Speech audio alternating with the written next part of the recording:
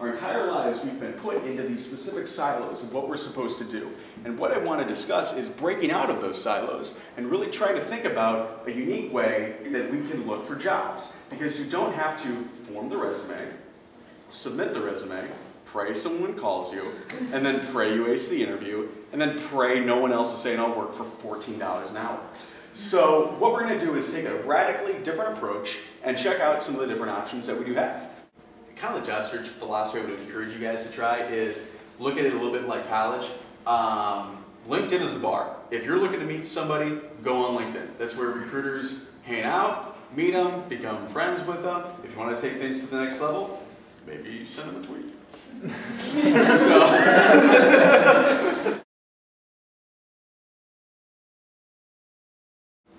So let's meet our friend Adam the Apple.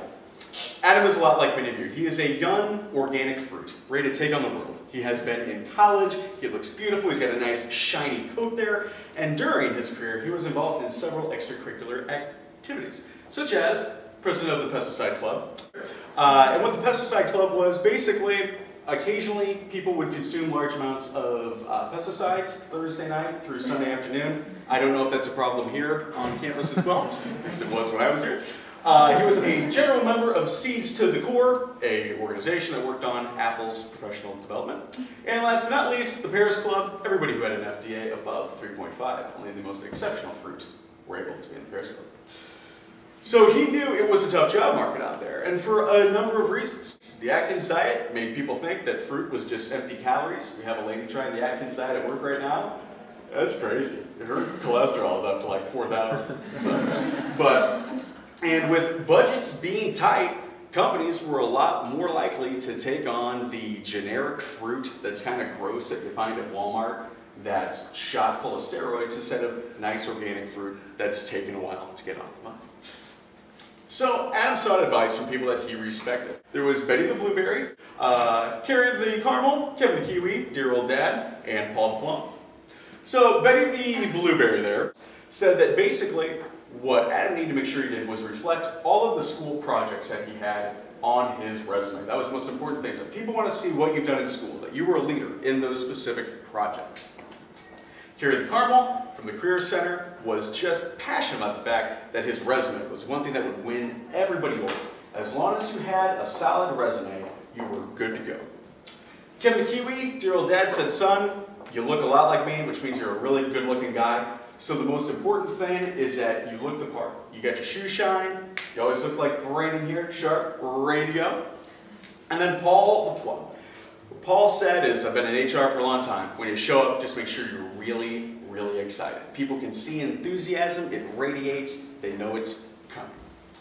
Well, he took all of the advice and he went to job fairs, whatnot, and he didn't have quite the success that he was envisioning. He even got one offer, but it was up in Naperville making $32,000 a year. And with his $40,000 to $50,000 in student loans, it wasn't quite going to work out for him financially. He wondered, well, where did things go wrong?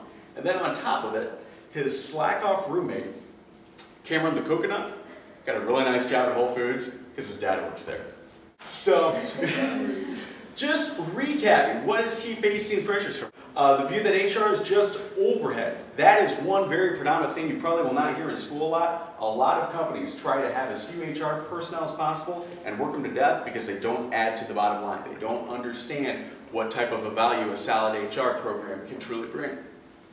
People without bachelor's degree or PhRs, you can get a human resources person with an associate's degree and they can do okay. But they won't have quite the expertise of our local members who have just passed the PhR. And then also, one of the things that we've seen a lot recently is older workers are submitting a lot more. And what I mean by that is they're not demanding the raises they once were. People are so glad they just have a job, they're not even asking for raises anymore. They took vacation cuts, they're not asking for that back. So what used to be a standard progression of older workers retiring, they lost a lot in their 401k, they have to hang on longer, and they're willing to work for a lot less. So it's not an ideal job market that we're in right now. And then the advice he got from all of his friends and the people he respected was good. But when it boils down to it, I think a lot of the job advice people get these days is a lot like this. It's common sense. Be excited. Look nice. have a good resume. Adam did not have anything unique or different about his approach, unique or different about himself. He may have it, but no one could see it. No one saw it in a job interview. There was nothing that really set him apart. What I've learned throughout my career, and I was in recruiting for about 3.5 years, is that companies, and I think schools to a certain extent, want to train you to be extremely submissive in the job search process. They want you to follow their roles as far as, I will write a resume, I will submit a resume, and then I will wait for your response, and then whatever you offer me as far as salary is concerned is fine. I'm just so gracious that you, Mr. and Mrs. Employer, were able to take your time to even talk to me. College job fairs, in my opinion, are an excellent way to keep the caste system that they have involved. Google probably wasn't here. IBM probably was not here. At least they weren't when I was there. Who was here? CDW, Windy City Wire, Chicago Office Technologies. Well, what if you don't want to work for those companies? What if you want to work for some of the companies over at the U of I job fair that aren't here? Well, you can't get in there because you're not a U of I student. So they keep the caste system involved where people from ISU need to get ISU jobs. People from U of I need to get U of I jobs. We can fix that. What matters is what you do differently in your job search. I think a lot of companies are going to switch everything besides their sales staff and their remote support staff and their production staff to being 1099 contractors. And the reason for this is you have the government taking over healthcare probably in the next 5 to 6 years. I'm not saying that's right or wrong, but it's what's going on right now. So what we're looking at is, historically, your insurance has been provided through your employer. That's not going to be the case anymore. And then last thing is, companies are looking to cut costs. And one thing I can definitely see is, do we really need a benefits person here 5 days a week? Can we just say benefits are available Monday, Wednesday, Friday? If you have a question on Tuesday and Thursday, it's just going to have to wait. I think long-term, people who know how to use social networks and social media properly are going to have the edge because the visibility is going to be out there. I'm not sure if you guys are familiar with search engine optimization at all, but it's probably one of the most powerful things out there. It's when you type into Google a term, what comes up first. If yourself and your site is properly optimized, that's going to be the first result. That's how people in our generation search for things. We don't use the phone book anymore to find, pizza. You pull out your phone, you Google it, you make the call. I think that's the direction we're headed in terms of resumes and consultants. I think the traditional resume is going to be absorbed into a personal blog, a personal website. People are going to spend a lot more time building their online brand instead of the static piece of paper. And then last but not least, in 5 years, I don't think you'll see Career Builder, Monster, Dice at all. It's too big, it's too expensive. Companies don't want to pay $5,000 a year just to be able to search a resume database that they can find on LinkedIn or Facebook. There's absolutely no reason for it. Technology is passing them by, and I don't think the job boards are going to be able to adapt.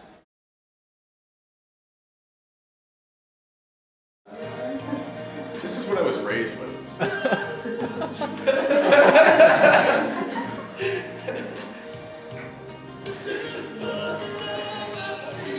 Now watch, he's going to be walking here in a second, and his pants are going to be soaked, but he's ankle deep in water.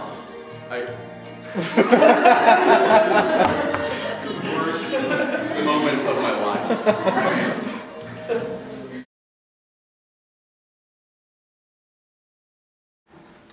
So are you saying that it's not uncommon today in the job search that for employers to have already know a lot more about you than you think that they know about you before you even set foot in the room for the interview? So, a lot of people think they're a lot smarter than they are, and they go to your Facebook page and like, oh, yeah, he's got a girlfriend.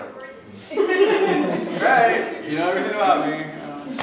Good job, Joyce. Yay. So, a lot of people don't even know like the stuff in the video exists. They don't take the time to learn it. It's out there. It's such a powerful tool if you know how to get information on people.